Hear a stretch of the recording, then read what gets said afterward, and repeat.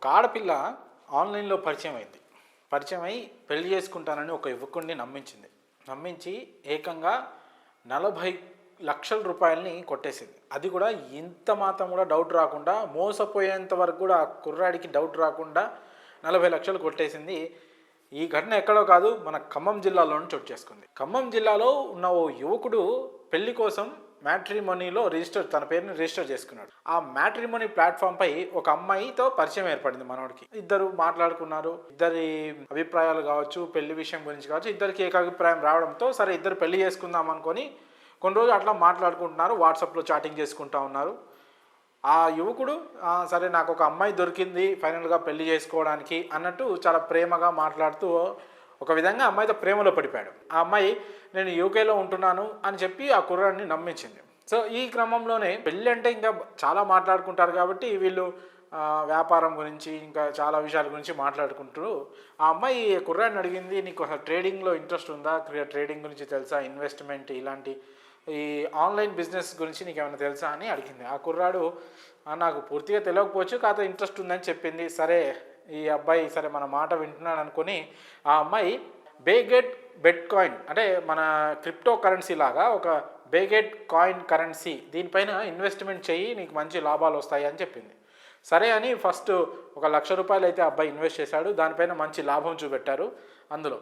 ఆ తర్వాత అలా క్రమక్రమంగా మొత్తం దాదాపు 40,74,000 వరకు ఆ అబ్బాయితో ఆ అమ్మాయి ఇన్వెస్ట్మెంట్ చేయించింది అందులో.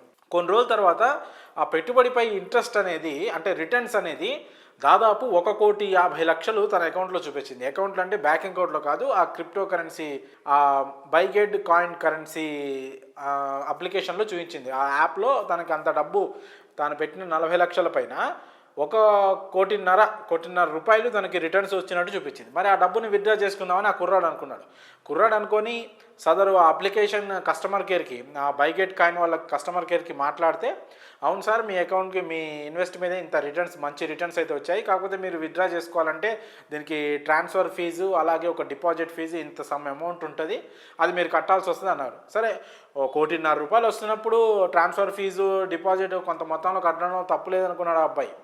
కాకపోతే ఈ విషయాన్ని ఆ అమ్మాయికి ఎవరైతే యూకేలో ఉంటున్నానని చెప్పి తన ఈ చేత ఇన్వెస్ట్మెంట్ చేయించిందో మ్యాట్రిమోనీ ప్లాట్ఫామ్ పైన పరిచయమైన అమ్మాయి, తను కూడా అవును వాళ్ళు చెప్పినంత అమౌంట్ ట్రాన్స్ఫర్ చేస్తే మనం మనీ విత్డ్రా చేసుకోవచ్చు, 1,50,00,000 విత్డ్రా చేసుకోవచ్చు, మనకు ఆల్రెడీ ఆల్మోస్ట్ 40 లక్షలు ఇన్వెస్ట్ చేస్తే 1,50,00,000 వచ్చింది, చాలా దాదాపు 1,00,00,000 వరకు మనకి లాభమే కదా, అందులో కొంత అమౌంట్ వాళ్ళకి కట్టేస్తే అయిపోయింది అంటే ఆ అమ్మాయి మాట నమ్మి ఇంకొంత డబ్బులు వాళ్ళకి ఎవరికి ఆ అప్లికేషన్ వాళ్ళకి ఈ అబ్బాయి కట్టేశాడు. కట్టేయడంతో ఆ తర్వాత నుంచి అసలు కట్ట స్టార్ట్ అయింది.